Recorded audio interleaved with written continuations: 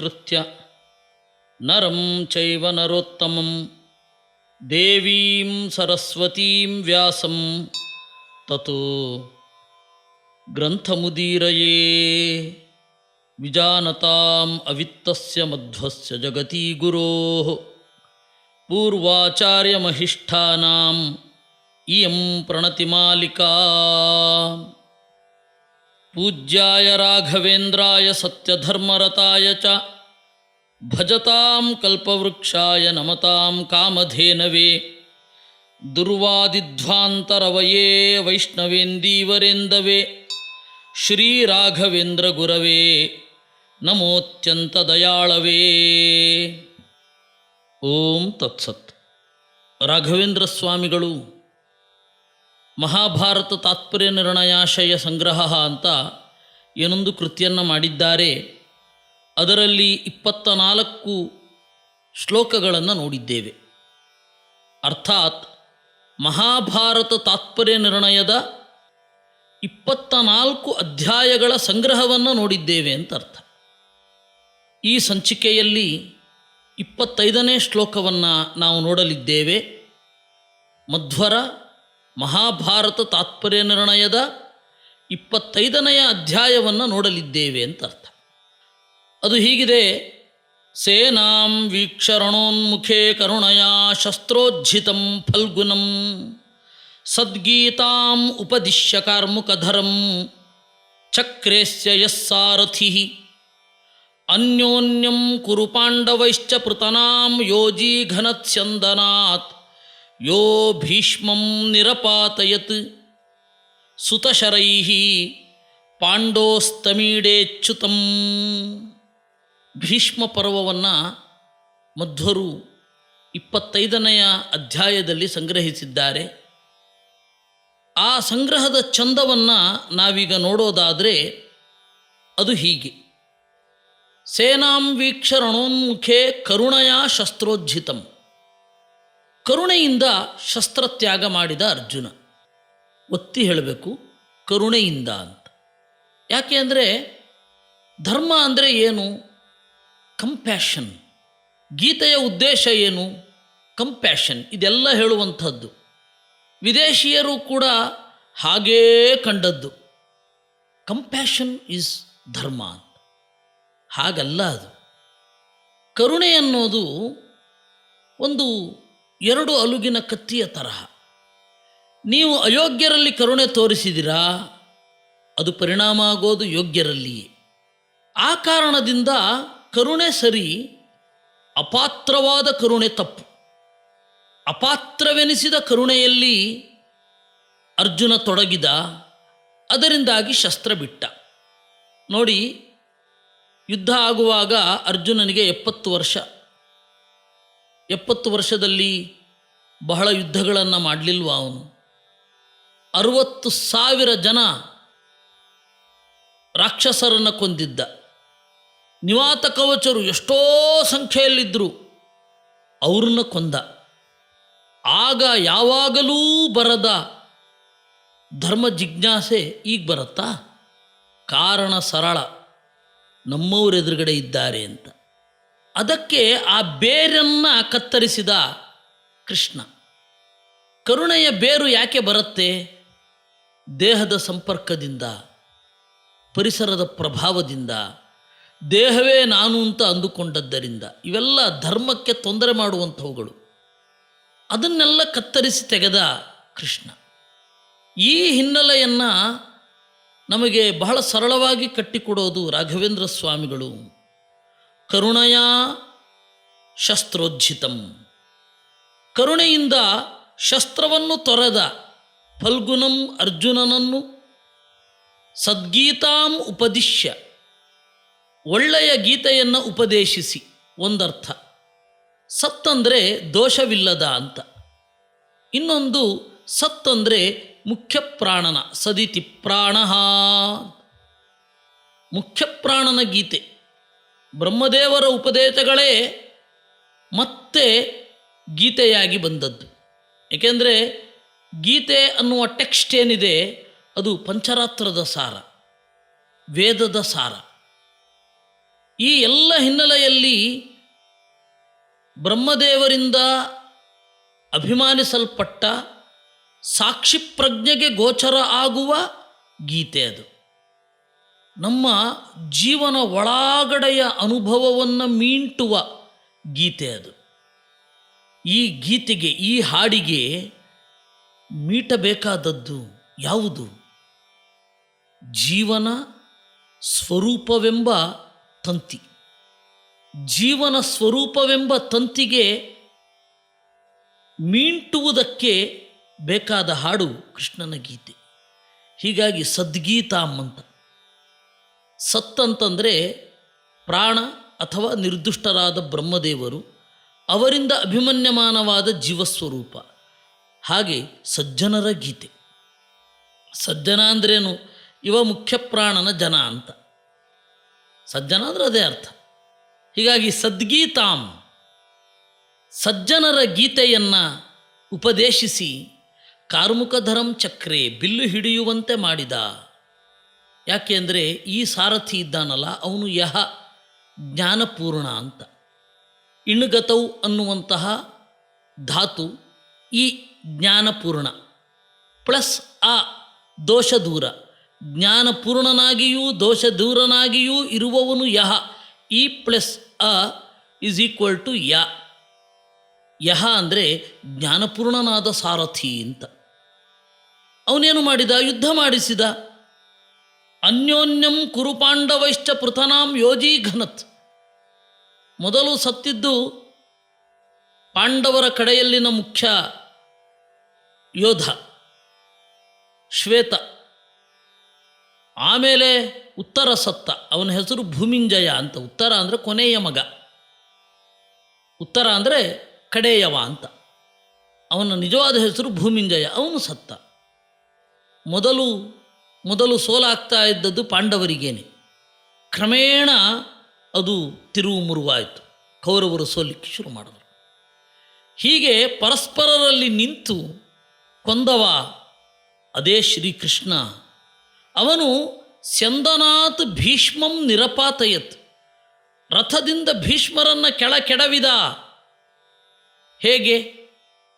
ಇದೇ ಯಹ ಜ್ಞಾನಪೂರ್ಣನಾಗಿ ಅವರತ್ರನೇ ಹೋಗಿ ಅನುಮತಿ ಕೇಳಿದ. ನಿಮ್ಮನ್ನು ನಾಳೆ ಕೊಲ್ಲಲಿದ್ದೇವೆ, ಅನುಮತಿ ಕೊಡಿ ಅಂತ. ಇದೆಲ್ಲ ಮಹಾಭಾರತದಲ್ಲಿ ಮಾತ್ರ ಸಾಧ್ಯ.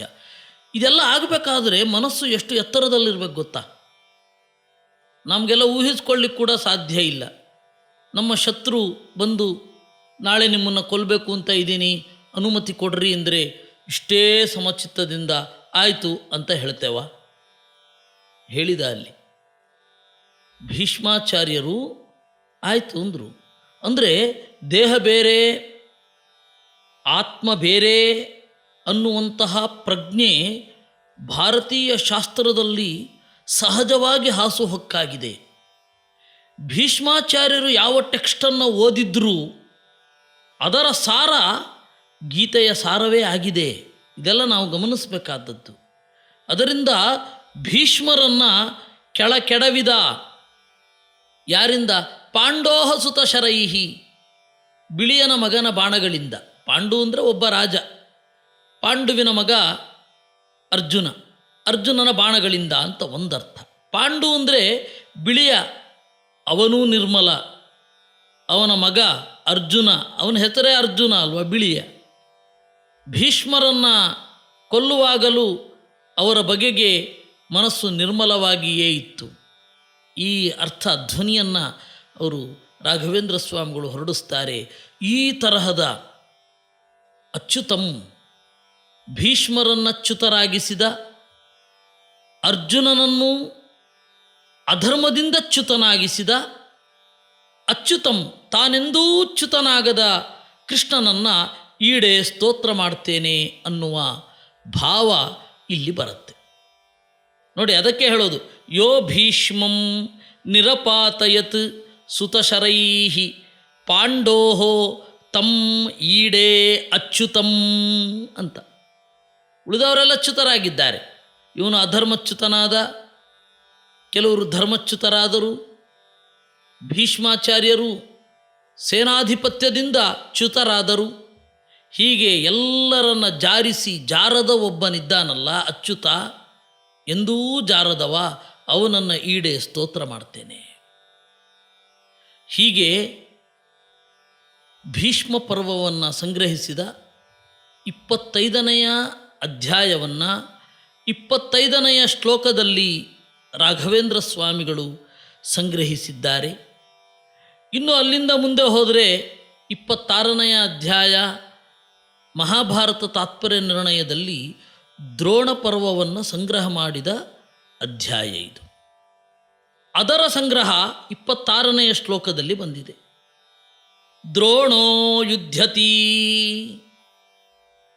ಪಾಂಡವೈರ್ವಿನಿಹತಂ ಪ್ರಾಗ್ಜ್ಯೋತಿಷಂ ಪಾರ್ಥತಃ ಕೃತ್ವಾ ತಸ್ಯ ಸುತೆ ಹತೆ ನಿಶಿಶಿವಂ ನೀತ್ವಾ ಅರ್ಜುನಂ ಸೈಂಧವಂ ತದ್ದಸ್ತ ಅಸ್ತ್ರಬಲಾತ್ ಅಜೀಘನತ್ ಅತೋ ದ್ರೋಣೇ ಹತೆ ದ್ರೌಪದೇಃ ಯೋ ಭೀಮಂಚ ನಿಜಾಸ್ತ್ರ ನಮ್ರಮಕರೋತ್ ತಂ ನೌಮಿ ನಾರಾಯಣಂ.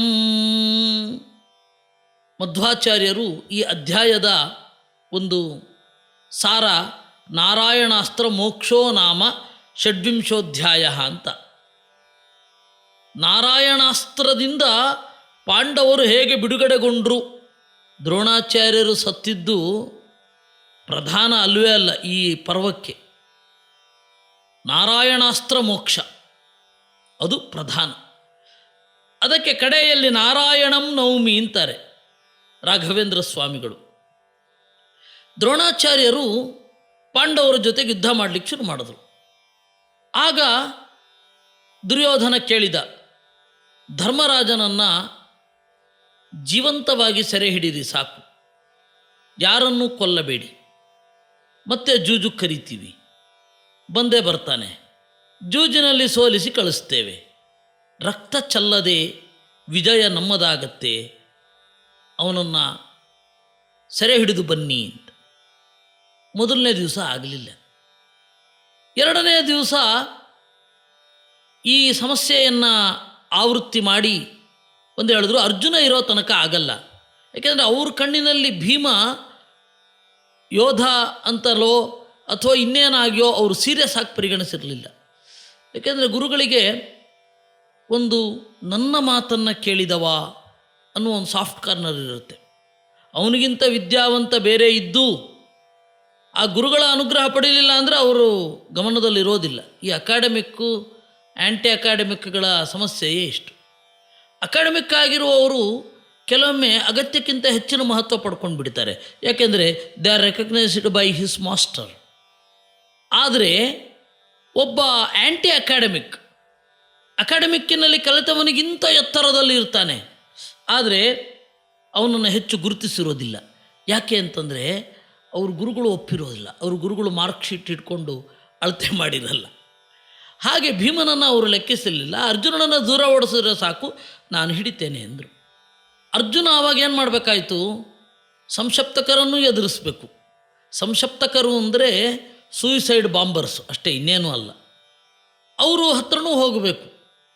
ಮಧ್ಯದಲ್ಲಿ ಯಾರಾದರೂ ಕರೆದರೆ ದೇವರು ಹೇಳ್ತಾ ಇದ್ದ, ಅವ್ರ ಹತ್ರನೂ ಯುದ್ಧ ಮಾಡುವಂತ. ಹಾಗೆ ಭಗದತ್ತ ಅವನು ಯುದ್ಧಕ್ಕೆ ಅಂತ ಬಂದ. ಭಗದತ್ತ ಯಾರು ಗೊತ್ತಾ? ಕುಬೇರ, ಉತ್ತರ ದಿಕ್ಕಿನ ಅಧಿಪತಿ ಕುಬೇರ. ಯಾರ ಮಗ ಗೊತ್ತಾ? ನರಕಾಸುರನ ಮಗ. ನರಕಾಸುರನ ಮಗನಾಗಿ ಹುಟ್ಟಿದ್ಯಾಕೆ ಗೊತ್ತಾ? ಕುಬೇರನಿಗೆ ಅತ್ಯಂತ ಪ್ರೀತಿಯ ಒಂದು ಆನೆ ಇತ್ತು, ದಿಗ್ಗಜ ಅಂತೇವಲ್ಲ, ದಿಕ್ಕನ್ನು ಕಾಯುವ ಗಜ, ಹೆಸರು ಸುಪ್ರತೀಕ ಅಂತ. ಆ ಸುಪ್ರತೀಕ ಅನ್ನುವ ಆನೆಯ ಮೇಲೆ ಎಷ್ಟು ಪ್ರೀತಿ ಅಂದರೆ ನರಕಾಸುರ ಸುಪ್ರತೀಕ ಅನ್ನುವ ಆನೆಯನ್ನು ತಗೊಂಡು ಹೋದ. ತನ್ನ ಆನೆಯನ್ನು ತೆಗೆದುಕೊಂಡು ಹೋದ ನರಕಾಸುರನ ಮೇಲೆ ಸೇಡು ತೀರಿಸ್ಕೊಳ್ಳಿಕ್ಕಾಗಲ್ಲ. ಅದಕ್ಕೆ ತನ್ನ ಆನೆಯನ್ನು ಬಿಟ್ಟಿರಲಾರದೆ ನರಕಾಸುರನ ಮಗನಾಗಿ ಹುಟ್ಟಿದ. ಎಲ್ಲಾದರೂ ಕೇಳಿದ್ದೀರಾ? ತನ್ನ ಆನೆಯನ್ನು ಅಥವಾ ತನ್ನ ವಸ್ತುವನ್ನು, ಇವತ್ತಿನ ಪರಿಸ್ಥಿತಿಯಲ್ಲಿ ನಾಯಿಯನ್ನು ಎತ್ಕೊಂಡು ಹೋದರೆ ಅವ್ರ ಮನೆ ಮಗನಾಗಿ ಹುಟ್ಟುಬಿಡೋದು. ಹಾಗೆ ತನ್ನ ಆನೆಯನ್ನು ತೆಗೆದುಕೊಂಡು ಹೋದ ನರಕಾಸುರ, ಅವನಿಗೆ ಎದುರಾಡಲಿಕ್ಕಾಗಲಿಲ್ಲ ಕುಬೇರನಿಗೆ. ತಾನೇ ಅವನ ಮಗನಾಗಿ ಹುಟ್ಟಿದ. ಅವನ ಹೆಸರು ಭಗದತ್ತ.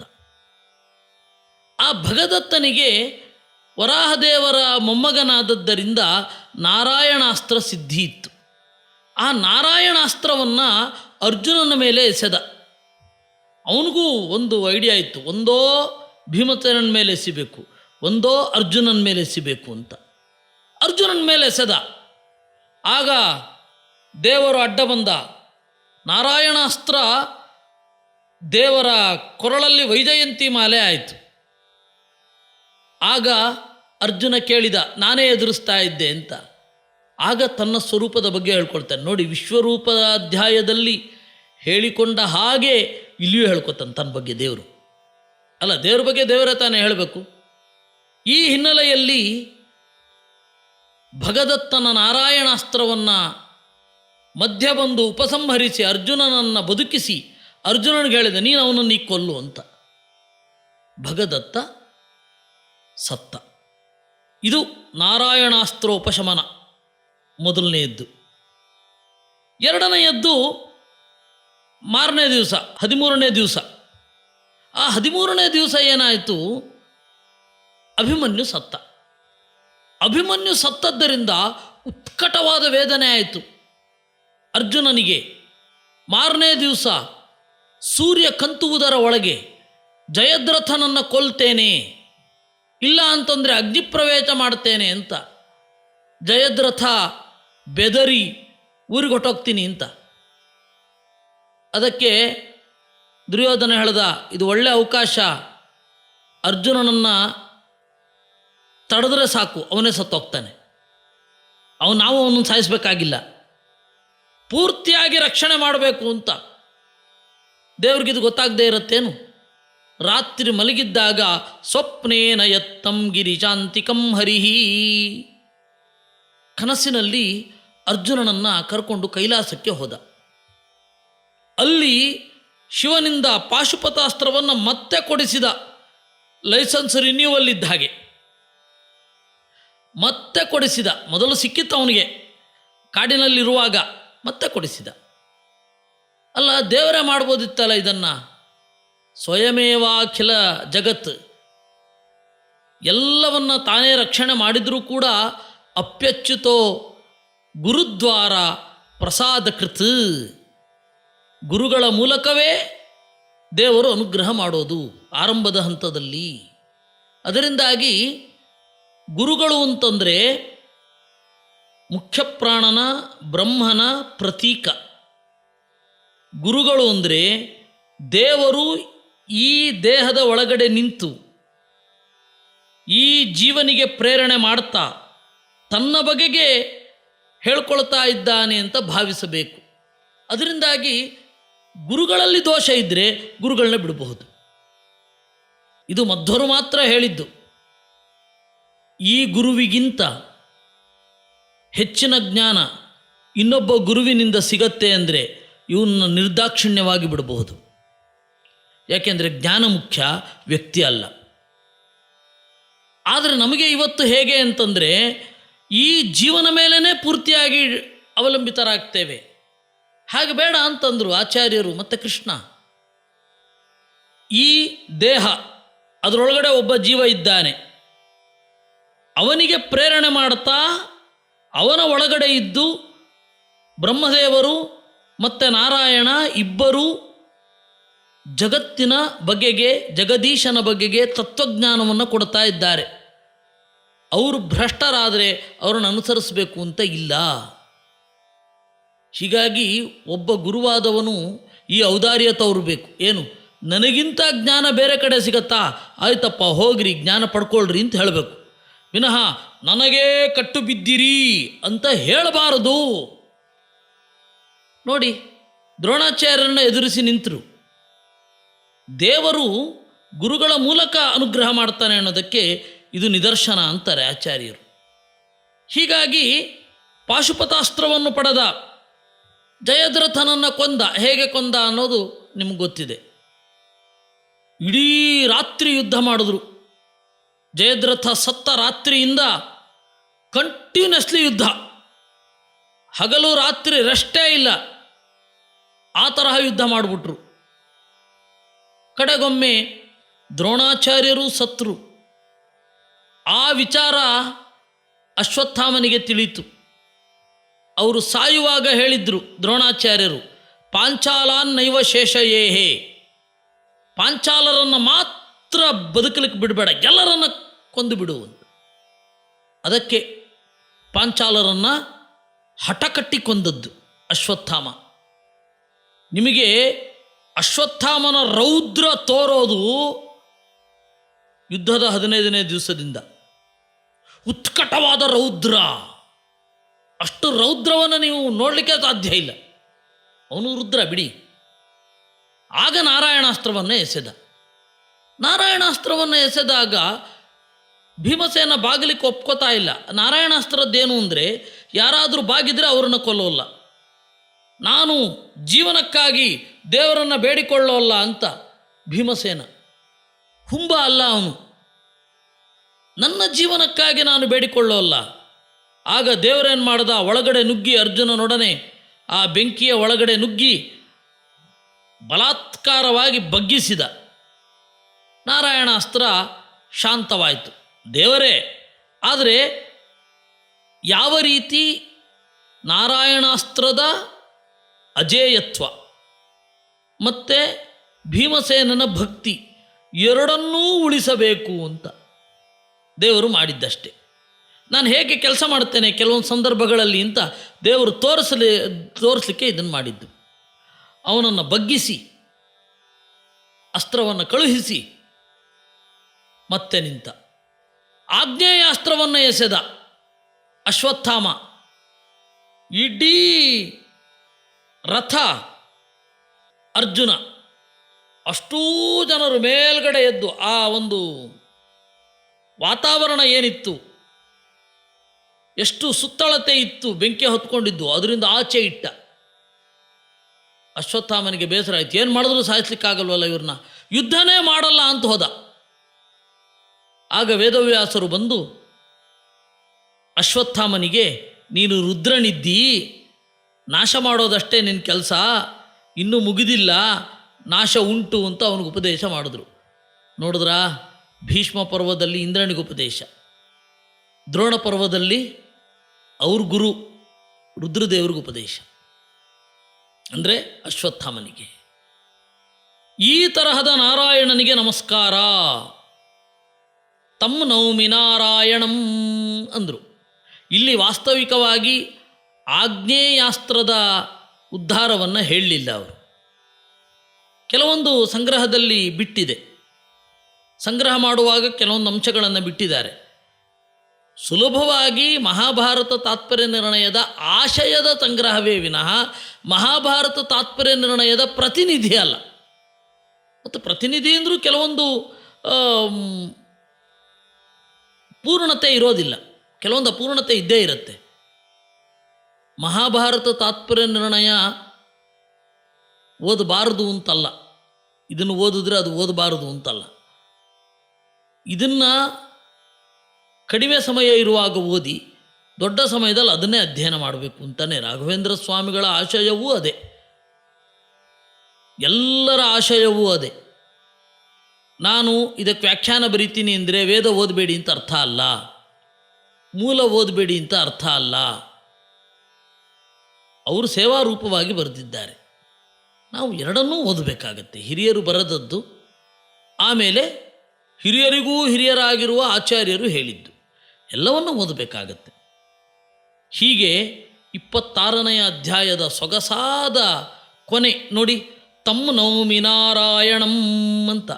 ಹೀಗೆ ಭೀಷ್ಮ ಪರ್ವ ಹಾಗೂ ದ್ರೋಣ ಪರ್ವದ ಸಂಗ್ರಹವನ್ನು ನಾವಿಲ್ಲಿ ನೋಡಿದ್ದೇವೆ. ರಾಘವೇಂದ್ರ ಸ್ವಾಮಿಗಳ ಈ ಒಂದು ಸೊಗಸಾದ ಸಂಗ್ರಹವನ್ನು ಚಿಂತಿಸಿ ಮತ್ತೆ ಮುಂದೆ ನಾವು ನೋಡಲಿದ್ದೇವೆ 27ನೇ ಅಧ್ಯಾಯವನ್ನು. ಈ ಸಂಚಿಕೆಯನ್ನು ಒಬ್ಬರು ಅಂತರಂಗ ಭಕ್ತರು ಇದನ್ನು ಪ್ರಾಯೋಜಿಸಿದ್ದಾರೆ. ಅವರಿಗೆ ಮಹಾಭಾರತ ತಾತ್ಪರ್ಯ ನಿರ್ಣಯದ ಸೊಗಸನ್ನು ಉಣ್ಣುವಂತಾಗಲಿ ಅಂತ ದೇವರಲ್ಲಿ ಪ್ರಾರ್ಥನೆ ಮಾಡೋದು. ನಮ್ಮ ಕರ್ತವ್ಯ. ದೇವರಲ್ಲಿ ಮಧ್ವಶಾಸ್ತ್ರದ ಆನಂದ ಅವರಿಗೆ ಸಿಗಲಿ ಅನ್ನೋದು ನಮ್ಮ ಬೇಡಿಕೆ. ಹಾಗೆ ಈ ಸಂಚಿಕೆಯ ಈ 2 ಚಿಂತನೆಗಳನ್ನು ದೇವರಲ್ಲಿ ಎಲ್ಲರೂ ಸೇರಿ ಅರ್ಪಿಸೋಣ. ಕೃಷ್ಣಾರ್ಪಣಮಸ್ತು.